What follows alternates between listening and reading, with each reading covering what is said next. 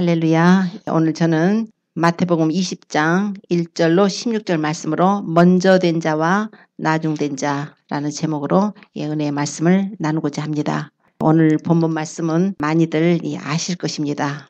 예수님이 비유의 말씀 가운데 천국은 마치 품꾼을 얻어 포도원에 들여보내려고 이른 아침에 나간 집주인과 같으니, 이제 주님께서 오늘 이 포도원 품꾼에 대한 비유를 말씀을 하셨습니다.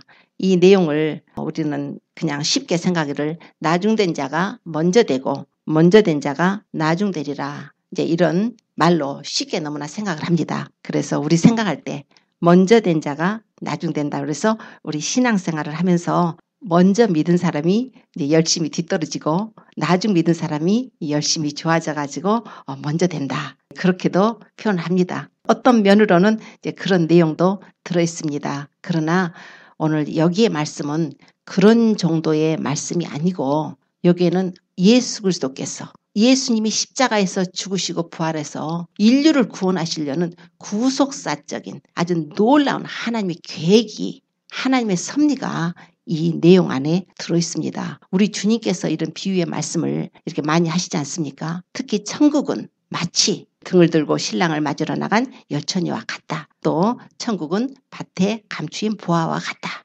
값진 진주를 구하는 장사와 같다. 아들을 위해서 혼인잔치를 베푸는 어떤 임금과 같다. 주님께서는 이런 내용으로 천국을 말씀을 하십니다. 그러나 그 내용이 동일한 것은 아니에요. 천국은이라고 하셨다고 해서 그 내용이 그냥 똑같은 메시지를 전하시는 것이 아니라 어떤 자가 구원을 받을 것인가 라는 그 내용도 있고, 어떻게 하나님의 섭리 속에 우리를 구원하시는가 하는 뜻도 있고, 여러 가지로 하나님께서는 우리가 천국에 대해서 다방면에서 다양하게 알 수 있도록 천국의 비유를 통해서 예수님이 말씀을 하십니다. 근데 오늘 주시는 이 천국 비유의 말씀은, 천국은 이렇게 말씀하시는 것은 우리를 구원하시는 구속 계획, 우리가 하늘나라에 올라갈 수 있는 것, 하늘나라에 우리가 은혜를 받아서 구원을 받아서 하늘나라에 가는 그 천국에 대한 내용을 말씀하고 있는 것입니다. 그래서 오늘 말씀은 천국은 마치 포도원에 들여보내라고, 품꾼들을 사서 포도원에 들여보내라고 이른 아침에 나간 집주인과 같다. 그러면서 제일 마지막에 오늘 본문을 읽으셨을 때 이와 같이 나중된 자가 먼저 되고 먼저 된 자가 나중되리라, 이렇게 말씀하십니다. 이거는 하나님의 구원 계획이에요. 하나님께서 먼저 된 자가 나중되게 하신다는, 이건 개인의 문제가 아닙니다. 이건 개인의 문제가 아니고 하나님의 선택하시는 이스라엘 민족과 우리 이방 교회와의 관계를 지금 말씀하고 있는 것입니다. 오늘 이 마태복음 20장 전에 19장에 가서 보면은 또 비슷한 말씀이 나옵니다. 거기서도 또 베드로에게 주님이 말씀을 하시는 게 나와요. 너희가 먼저 된 자가 나중되고 나중된 자가 먼저 될 자가 많으니라, 이렇게 거기서는 또 말씀을 하십니다. 왜 그렇게 말씀하셨냐면은 19장에 가보면은 어떤 부자 청년이 나와가지고 예수님께 묻습니다. 선생님, 내가 무슨 선한 일을 하여야 영생을 얻겠습니까? 그렇게 묻습니다. 그랬더니 예수님께서 네가 어찌하여 나를 선하다 하느냐? 선한 이는 한 분이시다. 하나님만 선하시다. 이렇게 말씀을 하시는데, 네가 생명에 들어가고자 하거든, 영생에 들어가고자 하거든 계명들을 지키라. 어떤 계명을 지킬까요? 그랬을 때 살인하지 말라, 간음하지 말라, 도적질하지 말라, 거짓 증거하지 말라, 네 부모를 공경하라. 이렇게 하니까 이거는 제가 다 지켰습니다. 그러는 거예요. 주님이 얼마나 사랑스럽겠습니까? 주님 앞에 나올 때 이 부자 청년인데 관원이에요. 주님 앞에 나오는 모습도 그냥 보통 사람 나온 것 같지는 하지 않고 막 달려오더니 무릎을 착 예수님께 꿇고 그냥 예수님께 그렇게 묻는 거예요. 주님께서 그 청년을 사랑하셨습니다. 그래서 네가 온전하고자 하느냐? 그러면 네게 한 가지 부족한 것이 있다. 네가 가서 네 가진 소유를 다 팔아서 가난한 자에 주어라. 그러면 보화가 하늘에 있을 것이다. 가난한 자들에게 팔아서 소유를 주는 것은 구원의 조건이 아닙니다. 그거는 보화가 하늘에 있을 것이다. 그리고 와서 너는 나를 좇으라 그러셨습니다. 그 젊은 청년이 재물이 많아서 근심하고 갔다고 성경이 말씀을 합니다. 그 모습을 보신 예수님께서 얘들아, 하나님 나라에 들어가기가 어찌 그렇게 어려운지, 재물이 많은 자는, 부자는 하나님 나라에 들어가기가 너무 어렵구나. 마치 약대가 바늘기로 들어가는 것이 부자가 하나님 나라에 들어가는 것보다 오히려 쉽구나. 이렇게 말씀을 해요. 그랬더니 제자들이 그러면 누가 구원을 얻을 수 있겠습니까? 그럴 때 예수님께서 사람으로는 할 수 없으되 하나님으로는 다 하실 수 있느니라. 자, 그럴 때 베드로가 이제 뭔가 우쭐감을 좀 느낀 거예요. 베드로가. 부자 청년은 재물 때문에 그냥 예수님을 등지고 떠납니다. 베드로가 주여 우리들은요 주님을 쫓기 위해서 모든 소유를 다 버렸지 않습니까?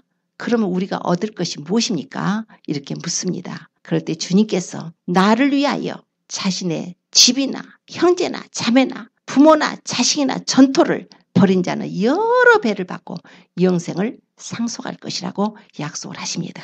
뿐만 아니라 이 세상이 새롭게 되어서 인자가 자기 영광의 보좌에 앉을 때는 나를 쫓는 너희도 그 12보좌에 앉혀서 이스라엘 지파를 다스리게 하려 한다고 말씀을 하십니다. 그러나 먼저 된 자가 나중되고 나중된 자가 먼저 될 자가 많을 것이다. 이렇게 말씀을 하셨어요. 자, 이 말씀이 그 당시의 상황으로 보면은 그 청년 율법을 굉장히 잘 지킨 청년이에요. 그래서 저는 이걸 다 지켰습니다 할 정도로 얼마나 하나님을 경외하는 청년인지 모릅니다. 어떻게 율법을 다 지킵니까? 그래서 주님이 사랑하셨다니까요. 그 청년을 보고 주님이 사랑하셨어요. 율법을 다 지킬 정도로 그렇게 반듯하게 하나님을 경외하는 자였지만 그렇지만 네가 온전하게 하고 싶느냐? 온전한 것은 이런 것이다라고 샘플을 보여주신 것이에요. 근데 그것만큼은 못하겠다는 거 아닙니까? 부자들이 천국 못 들어간다 이렇게 정죄하는 것이 아닙니다. 그런 의미가 아니에요. 우리의 마음이 하나님 중심주의, 하나님 우선주의 그리고 우리가 어떤 선한 행위로 구원받는 것이 아니라 선한 행위는 하나님 앞에 상급을 받습니다. 하늘에 올라가거든 상급을 받겠죠. 예수님을 믿은 사람이 선한 일을 하면은 구원을 받았기 때문에 하늘에서 상급을 받고 예수님을 믿지 않은 자가 선한 일을 했으면 구원을 받지 못했기 때문에 상급이 하늘에 쌓였을지라도 받을 자가 없는 거예요. 그러니까 가장 우선적인 것은 예수님을 믿어야 합니다. 예수 그리스도를 믿음으로 구원을 받고 선한 일을 함으로써 우리는 하나님께서 선한 일을 위하여 지음을 받은 자라고 말씀하셨기 때문에 우리 예수님도 오셔서 착한 일을 행하시고 마귀에 눌린 자를 고치셨다 하지 않습니까? 우리 주님께서 착한 일을 많이 하셨다고 성경에 기록을 합니다. 우리는 하나님께서 우리를 지으실 때는 선한 일을 위해서 지음을 받은 자라고 분명히 말씀을 합니다. 그런데 이제 오늘 지금 말씀은 이른 아침에 포도원 주인이 일꾼을 부르러 갔습니다. 어디로 갔냐면 이제 보통 인력시장 같은 데 있지 않습니까? 이론 근로자들 모여진 대로. 그래서 이른 아침에 갔는데 이른 아침은 새벽 6시를 말씀합니다. 아침 6시. 그래서 이스라엘의 일하는 시간이 아침 6시부터 오후 6시까지예요. 그래서 6시에 새벽같이 나가서 품꾼들하고 약속을 합니다. 우리 포도원에 와서 일을 해라. 내가 그럼 한 데나리온씩을 주겠다. 한 데나리온은 그 당시에 이스라엘 남자 하루 일당이에요. 그래서 한 데나리온을 줄 테니까 일을 해라. 그래서 데려와서 포도원에 들여보냅니다. 그래서 일을 하고 있는데 주인이 나갔어요. 9시에 나갑니다. 한 3시간 후쯤 나가보니까 아직도 장터에서 놀고 있는 사람이 있는 거예요. 야, 너희들 왜 여기 있느냐. 그래서 너희도 와서 내 포도원에 와서 일을 해라. 내가 상당하게 주겠다. 그러고 나서 또 그 사람들도 포도원에 들여보냈습니다. 그런 후에 12시, 그러니까 난 12시 나가고 3시에 나가보니까 여전히 장터에서 놀고 있는 사람들이 있었습니다. 그래서 너희들 왜 이렇게 놀고 있느냐. 너희도 내 포도원에 들어가서 일을 해라. 거기는 얼마 주겠다는 내용도 없어요. 그냥 와서 일해라. 이제 벌써 한나절이 지나갔으니까 일해라. 그때 감지덕지에서 왔을 거 아니에요. 그런데 이제 오후 5시가 됐습니다. 5시라는 것은 앞으로 1시간만 있으면은 이제 포도원의 일이 이제 끝납니다. 그런데 5시에 나가니까 장터에 나가서 하루 종일 놀고 있는 사람들을 보고 너희는 어찌하여 종일토록 여기 놀고 있느냐. 우리를 품꾼으로 쓰는 사람이 없어서 놀고 있습니다. 너희도 내 포도원에 들어가라. 그래서 들여보냅니다. 그러고서 이제 저녁이 됐어요. 6시가 됐을 때 그 주인이 청지기를 불러서 나중 온 자로부터 시작해서 싹을 주래요. 나중 온 자로부터. 이게 뜻이 있죠. 나중 온 자로부터 시작해서 싹을 주라는 거예요. 먼저 온 자부터 주는 것이 정상 아닙니까? 그런데 나중 온 자로부터 싹을 주래요. 그래서 청지기가 와서 나중 온 자에게 싹을 주는데 한 데나리온을 주는 거예요. 아침 6시에 그 사람들하고 내가 한 데나리온을 주겠다 약속했던 그 사람들이 볼 때는 어머나 얘는 1시간밖에 일을 안 했는데 한 데나리온을 주니까 자기들은 이제 꿈에 부풀겠죠. 나는 훨씬 더 많이 받을 거야. 그러고 있는데 한 데나리온을 주고 나서 다른 사람을 주는데 한 데나리온씩만 다 주는 거예요, 지금. 그러니까 이제 받고 나서 원망을 합니다. 아니, 이 사람들은 늦게 와가지고 1시간밖에 일을 안 했는데 우리는 아침부터 와가지고 그 떼약볕에서 온종일 수고하고 노력을 했는데 어떻게 저들하고 우리하고 같이 한 데나리온을 줍니까? 이렇게 이제 주인을 원망할 거 아니에요. 누구라도 그럴 것 같은 마음이죠. 똑같은 마음 아닙니까? 그러니까 주인이 내가 너희하고 한 데나리온을 약속하지 않았느냐? 친구요. 내가 너한테 잘못한 거 없다. 나는 내 것을 가지고 내 뜻대로 내가 원하는 대로 할 거 아니냐. 내가 선함으로 너희가 나를 악하게 보느냐. 이 사람들이 늦게 왔지만 이 사람들에게 한 데나리온 주는 건 나의 뜻이라고 그래요. 네 것이나 가지고 가라. 그 포도원 주인이 그러는 거예요. 네 것이나 가지고 가라. 그러면서 예수님이 말씀하시죠. 이와 같이 나중된 자가 먼저 되고 먼저 된 자가 나중되리라. 이게 뭐냐면 이게 바로 이스라엘 민족과 우리 이방 교회, 우리 이방인들의 교회는 오후 5시에 들어간 자들로 말씀을 하고 있는 것입니다. 자, 그럼 이 포도원이 뭐겠어요? 그러면 포도원 이사야서 5장에 가서 보면은 이런 말씀이 있어요. 선지자 이사야를 통해서 여호와 하나님께서 말씀을 선포하게 하시는 그 내용 가운데 내가 나의 사랑하는 자를 위하여 노래하며 나의 사랑하는 자의 포도원을 노래하리라. 나의 사랑하는 자에게 포도원이 있으며 지극히 기름진 사내로다. 내가 땅을 파서 돌을 지하고 극상품 포도를 심었다. 그런데 좋은 포도를 맺기를 바랬더니 들포도를 맺혔도다. 너희 예루살렘 거민들과 이스라엘 사람들아, 나와 내 포도원 사이에 판단하라. 내가 내 포도원에게 행한 것 외에 내가 더할 것이 무엇이 있었겠느냐. 내가 좋은 포도 맺기를 바랬더니 들포도를 맺혔구나. 그러면 내가 이제 이 포도원에 대해서 내가 행할 것을 너희에게 이르리라. 내가 이 울타리를 걷어버려서 먹힘을 당하게 하겠다. 내가 이 담을 헐어버려가지고 짓밟힘을 당하게 하겠다. 내가 이것을 황무케 해가지고 다시는 포도나무 가지를 자르거나 북돋움이 없이 아주 진려와 형극이 나게 해버리겠다. 내가 구름을 명해가지고 비를 내리지 말라고 해버리겠다. 그러면서 이사야서 5장 7절에 말씀을 해요. 만군의 여호와의 포도원은 이스라엘 족속이요 그의 기뻐하시는 나무는 유다 사람이라. 이렇게 말씀하지 않습니까? 만군의 여호와의 포도원은 이스라엘 족속, 그의 기뻐하시는 나무는 유다 사람. 그들에게 내가 공평함을 바랬으나 도리어 포악이었고 내가 의로움을 바랬지만은 도리어 부르짖음이었도다. 지금 예수님께서 포도원의 비유를 하신다는 것은 이스라엘 사람들은 알아요. 이미 그 내용을 알기 때문에 이건 우리들에게 하시는 말씀이구나. 이걸 알아요. 자, 그런데 마태복음 21장에 가서 보면은 주님이 이어서 비유를 말씀을 하셨어요. 어떤 포도원 주인이 포도원을 만들어가지고 농부들에게 세를 주는 내용이 나옵니다. 포도나무를 심고 거기다가 술틀을 파고 망대를 세우고 농부들에게 세를 주고 타국에 갔습니다. 그러고 나서 소출 때가 돼서 이제 종들을 보냈더니 보내는 종마다 쪽쪽 죽이고 보내는 종마다 때리고 보내는 종마다 돌로 치고 야, 이거 안 되겠다. 내 아들을 보내겠다. 아들을 보내면 공경하겠지? 하고 아들을 그 포도원 주인이 보냈더니 농부들이 하는 말이 저 아들 아니냐? 죽여버리자.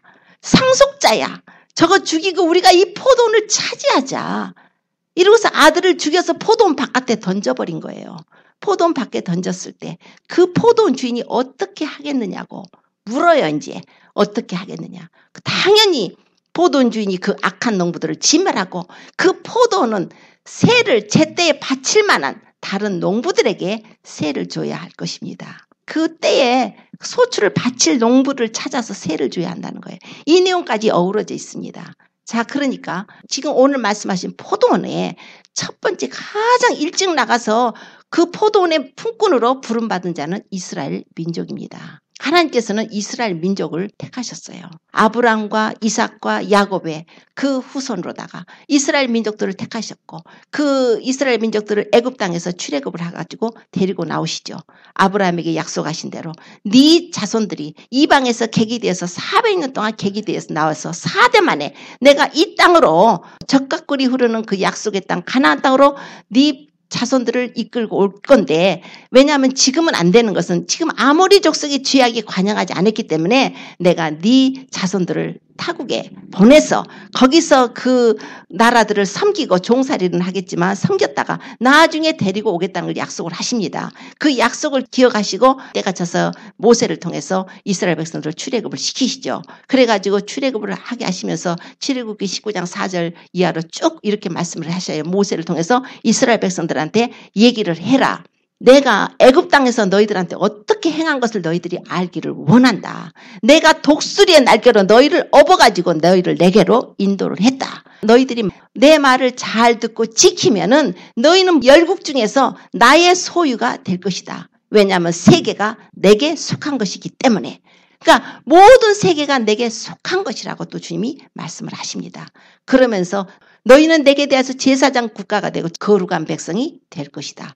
자, 제사장 나라라는 건 무슨 의미냐면 제사장의 역할이 뭐냐면 하나님의 속한 일에 사람을 위하여 하나님께 속지 않은 제사와 예물을 드립니다. 그것이 바로 제사장 역할이에요. 제사장은 인간들이 죄를 범했기 때문에 하나님께 우리 인간들을 위해서 속죄 제물을 드리고 예물을 드려서 하나님과 화목하게 하는 그 제사의 직분입니다. 그런데 그 이스라엘 민족들을 하나님께서 제사장 나라로 삼으셨다는 거예요. 제사장 나라로 삼으셨다는 것은 이스라엘 민족을 통해서 이 온 열방, 온 세상의 모든 사람들을 하나님께로 그것을 올려드릴 깨끗한 그릇에다가 그 예물을 올려서 하나님께 바치는 것처럼 이스라엘을 통해서 예수 그리스도, 이스라엘 민족을 통해서 예수님이 오실 것이고 그 예수 그리스도를 이스라엘 민족들이 영접을 함으로써 이스라엘 민족들이 모두 구원을 받고 복음이 전해져 가지고 모든 열방들이 다 예수님을 믿어서 구원받아서 하나님께 드려질 수 있도록 그런 역할을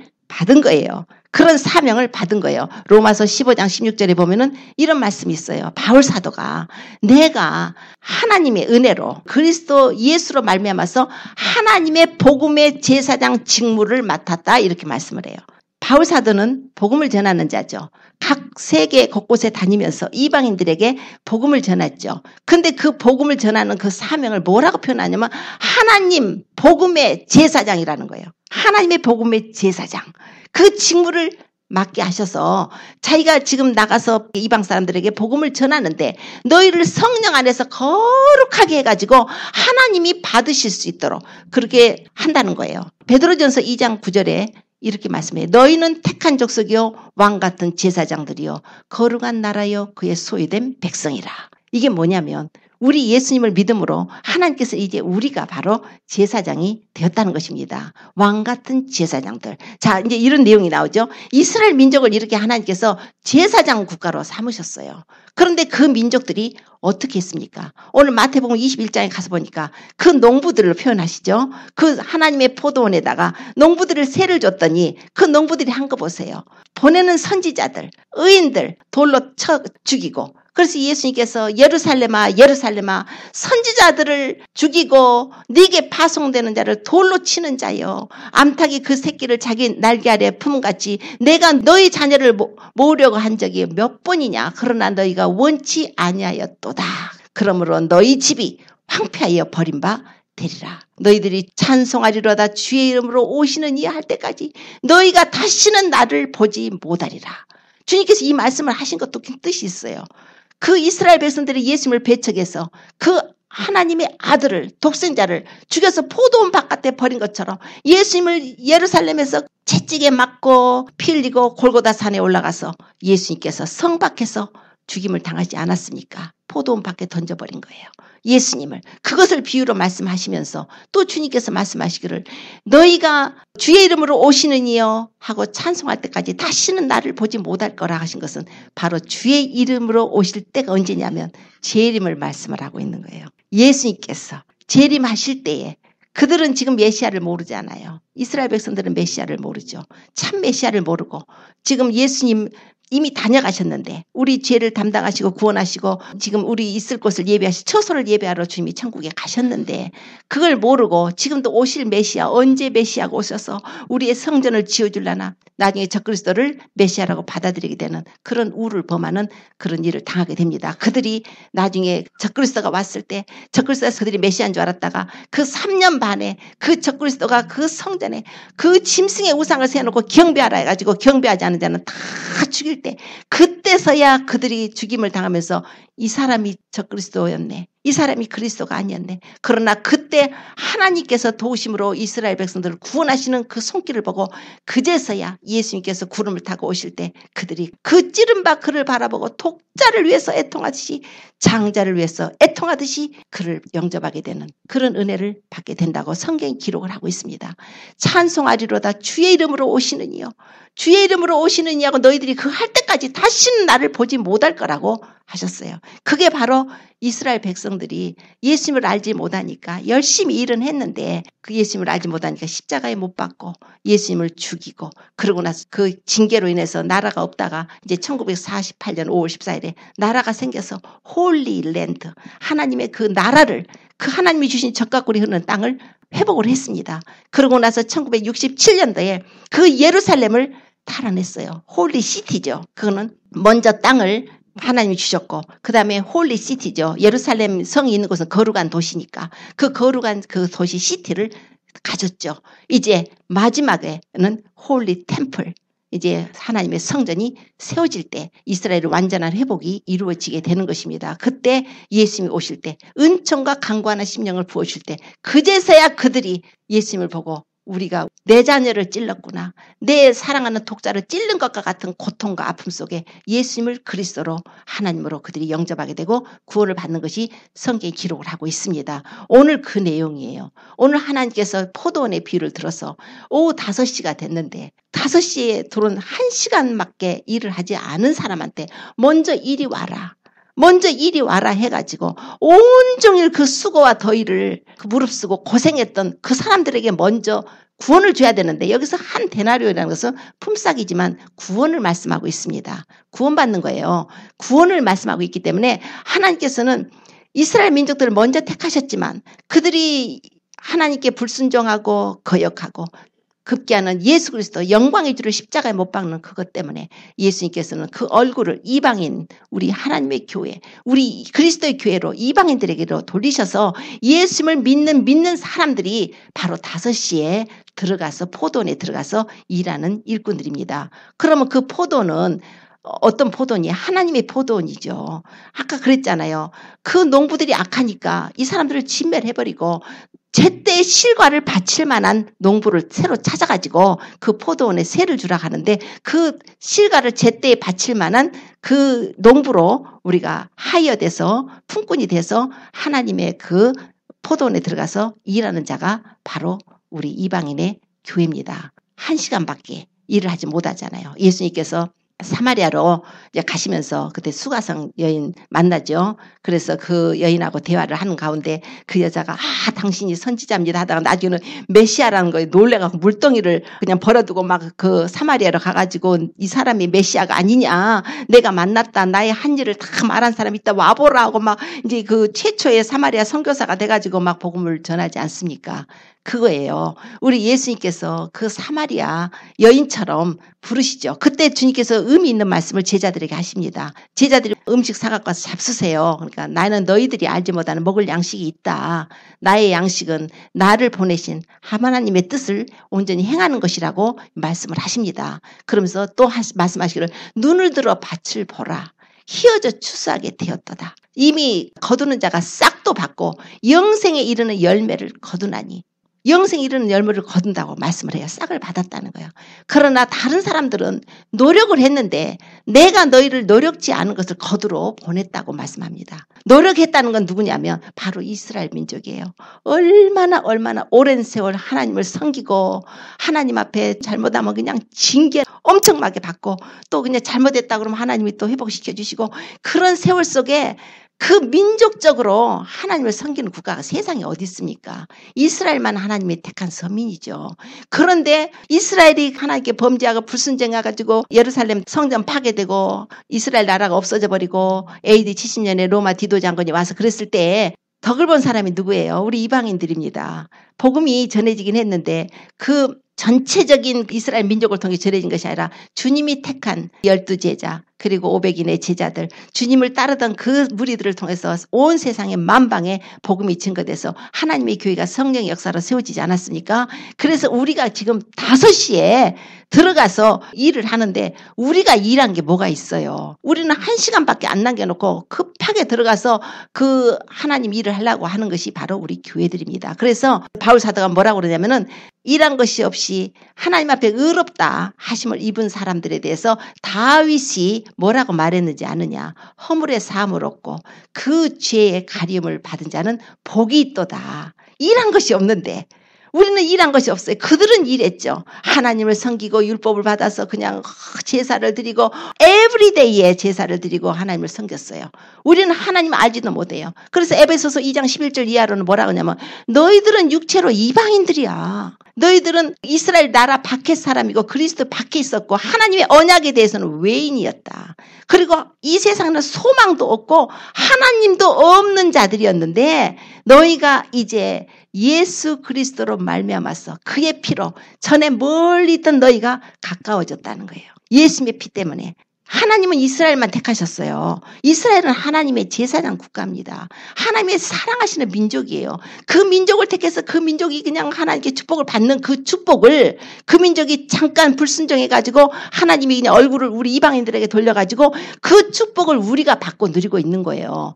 어떤 사람들은 이스라엘은 끝났어. 이제 우리가 이스라엘이야. 아니에요. 하나님은 여전히 이스라엘 사랑을 하십니다. 여전히 하나님의 먼저 택한 큰아들이에요. 우리는 돌아온 탕자 같은 우리를 하나님이 그냥 받아주신 거예요. 그래서 탕자가 돌아오니까 큰아들이 저거 아버지 재산 다 창기들하고 말아먹어버린 저것이 왔는데 뭐가 좋다고 저 사람들을 갖다가 그냥 새 옷을 입혀라. 신발을 신겨라, 가락지를 껴라, 송아지를 잡아라, 잔치를 베풀자. 이 아들은 죽었다가 살은 내 아들이고 이렇다가 다시 얻었다. 막 이렇게 하느냐고 하잖아요. 그러니까 그 큰아들이 바로 이스라엘인 거예요. 오늘 그것을 말씀하시는 것이 아니 저 사람은 1시간밖에 일 안 했는데 왜 저 사람은 1달란트 줘요?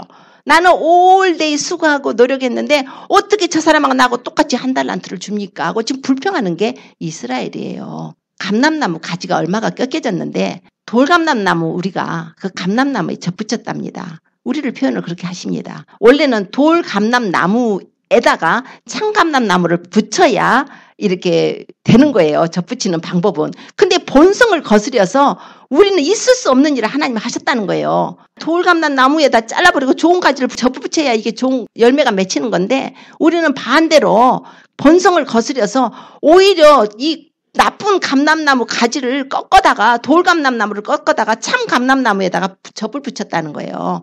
그렇게 해서 우리 이방인의 교회를 말씀을 하고 있습니다. 그래서 진액을 함께 받았다. 아브라함의 축복을 함께 받았다. 믿음으로 말미암아 누구든지 믿음이 있는 자는 아브라함의 아들이라 일컬음을 받는다 하셨고 아브라함과 함께 복을 받는다 하신 거예요. 사실은 이스라엘에게 하나님이 주신 내린 축복은 이스라엘 것인데 우리 이방인 교회가 예수 그리스도의 피로 말미암아서 그 피를 믿음으로 예수님이 십자가에 죽으시고 부활하심으로 우리를 구원하신 그 은혜로 우리가 그분의 영적 유산을 이스라엘에게 준 영적 유산을 우리가 진액을 쫙쫙 빨아먹는 우리가 된 거예요. 그러나 또 말씀하셔요.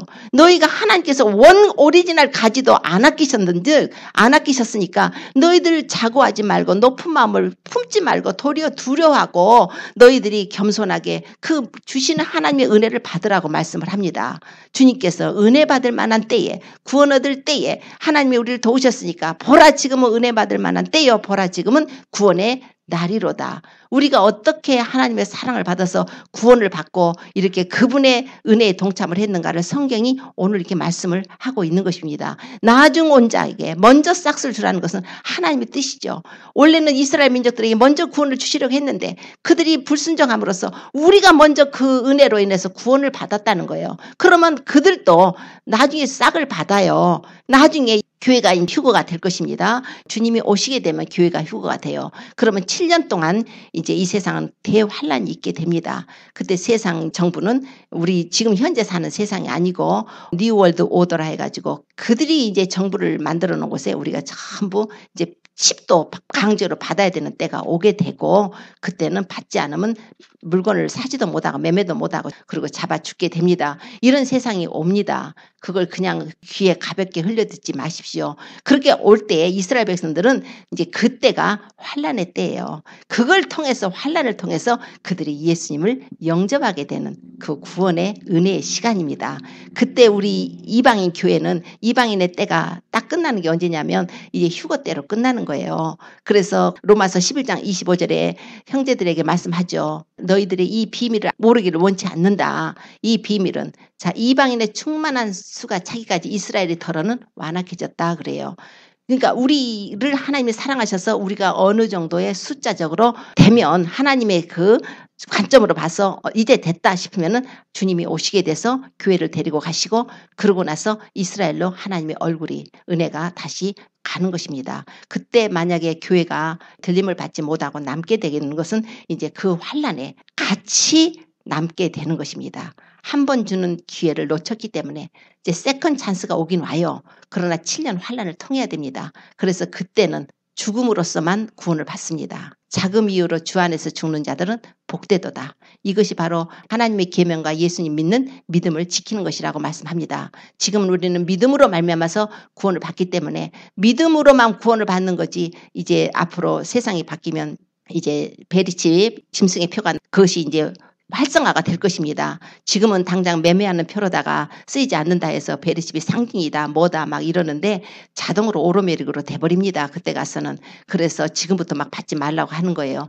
그럴 때 이 표를 안 받으면은 이제 이 세상 사회에서는 살 수가 없습니다. 지금 많은 교회들이 배도가 되어 있고 많은 하나님의 교회들이 하나님 많이 떠났습니다. 그리고 자기들의 교회를 지키고 싶어서 중간을 택하는 교회들도 많이 있습니다. 나는 이 편도 아니고 나는 저 편도 아니다. 그러나 성경이 말씀해요. 미지근한 거 토해버리신다 했죠. 차든지 덥든지 하기를 원하노라. 그래서 반드시 교회들은 자기가 지금 갈 길을 정해야 됩니다. 어떤 교회든지 베리칩을 받을 것이냐 받지 않을 것이냐. 나는 받는 것도 상관없고 안 받는 것도 상관없고 그런 건 없어요. 뿐만 아니라 배도도 그래요. 우상숭배 할 것이냐, 다른 종교를 인정해서 구원이 있다고 할 것이냐, 그렇게는 할 수 없어요. 다른 종교는 구원이 없고 오직 예수님만이 구원이 있다면 핍박은 따를 것입니다. 그럼 분명히 미움을 받아요. 미움받고 핍박을 받습니다. 그러나 그 마음을 내가 편하자고 그걸 그렇게 중용을 지키겠다고 하게 되면 그거는 배도나 다름이 없는 것입니다. 하나님께서는 우리가 이제 이스라엘을 하나님께서 가차없이 열매 맺지 못하는 그 백성이었을 때 가차없이 쳤죠. 그것은 우리의 교훈입니다. 하나님의 교회가 믿음으로 구원을 받는데 우리가 믿음으로 구원을 받는다 해서 내가 지식적으로 그분의 믿음을 안다고 해서 구원받는 것이 아닙니다. 믿음이라는 것은 나의 삶을 통해서 나타나야 되는 것입니다. 성령을 받아서, 그리고 나의 삶이 내가 뭐 헌신을 많이 하고 봉사를 많이 하는 그 의미가 아니라 주님을 사랑하는 것이에요. 내가 믿음이 있다는 것은 하나님을 사랑하는 것입니다. 하나님을 사랑하면 당연히 하나님이 싫어하는 일은 안 하겠죠. 당연히 하나님이 싫어하는 일은 형제간에게도 안 하겠죠. 하나님을 사랑하는 믿음의 법은, 은혜의 법은 이 율법의 법하고는 차원이 다른 것입니다. 율법의 법은 밑에 있는 것, 초등학문의 수준이라면은 믿음의 법은 아주 굉장히 고차원의 법이에요. 그것도 하나님의 그리스도 율법이라고 표현하십니다. 그 법은 누가 하래서 하는 것이 아니에요. 자원하는 마음으로, 주님을 사랑하는 마음으로 순종하는 것입니다. 너희가 내 말을 잘 듣고 내 언약을 지키면 너희는 세계 열국 가운데 나의 소유가 되겠고, 우리 주님께서 너희는 택하신 족속이요 왕같은 제사장들이요 거룩한 나라요 그의 소유된 백성이라고 우리를 성령 받은 하나님의 교회에게 말씀을 하십니다. 그러면 이스라엘 백성들이 제사장의 역할을 하지 못했을 때 하나님께서 가차없이 그걸 치시지 않습니까? 그렇지만 결국은 또 했어요. 그 민족들을 통해서 예수님이 제자를 세우셔서 우리가 복음을 듣게 되었습니다. 그래서 바울사도가 내가 하나님의 복음의 제사장이다 하지 않습니까? 그래서 민족적으로는 못했어도 그 민족을 통해서, 제자들을 통해서 주님이 하셨고, 이제는 우리가 바로 그 일을 해야 될 자들입니다. 우리가 바로 하나님의 택하신 족속이요 왕같은 제사장들이요. 이전에는 우리는 하나님 알지도 못하고 이 세상에 소망이 없었어요. 하나님을 모르는 자였어요. 그러나 하나님의 은혜로 예수 그리스도께서 피 뿌리시고 죽으시고 부활하셔서 하나님의 아들이 성육신하고 오셔서 이 세상에서 33년간을 계시고 그 멸시와 천대 수욕을 당하시며 하나님이 창조주께서 우리를 사랑하신 그 사랑을 보여주시고 우리를 그분의 나라로 데려가시기 위해서 하나님이 직접 자신을 보여주러 오셨습니다. 우리의 죄를 대속을 하셨습니다. 그러고 나서 우리 주님께서 그 일을 다 하시고 나서 이제 성령을 보내셔서 우리가 바로 이제 복음의 제사장이라는 거예요.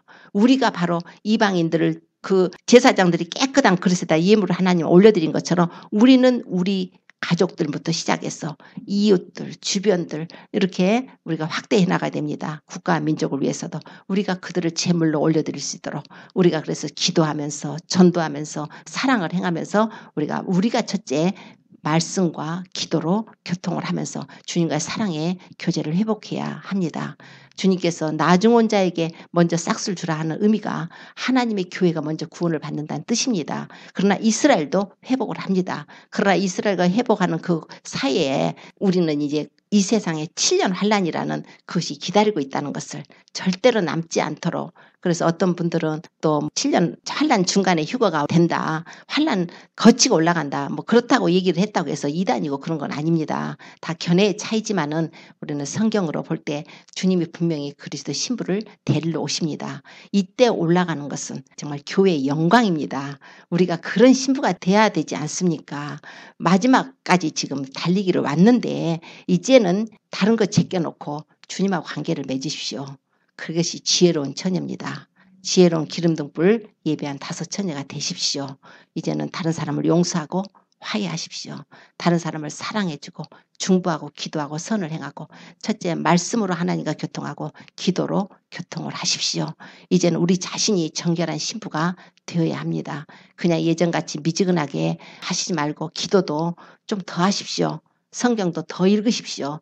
이제 주님과 찬양하고 항상 하나님을 생각하십시오. 내 마음에 주님이 떠나 계시지 않도록 세상이 내 마음에 들어가지고 그 세상 것의 즐거움을 누리고 막 재밌어갖고 살지 말고 이제는 우리가 주님 앞에 설 것을 우리가 준비를 해야 합니다.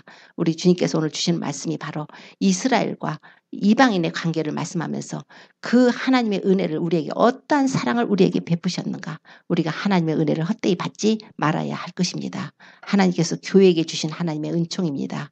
그래서 은혜라고 그러잖아요. 너희가 그 은혜로 말미암아 믿음으로 구원을 받았으니 너희에게서 난 것이 아니고 하나님의 선물이라고 그랬어요. 선물 받은 자의 자세답게 항상 겸손하게 주님을 사랑하고 믿음으로 살고 그분께 영광 돌리고 많은 사람들에게 주의 사랑을 증거하는 그런 성도가 되어서 주님 오시는 나팔소리 듣고 모두 들림받는 우리 모두가 되시기를 예수님으로 축원합니다. 기도드리겠습니다.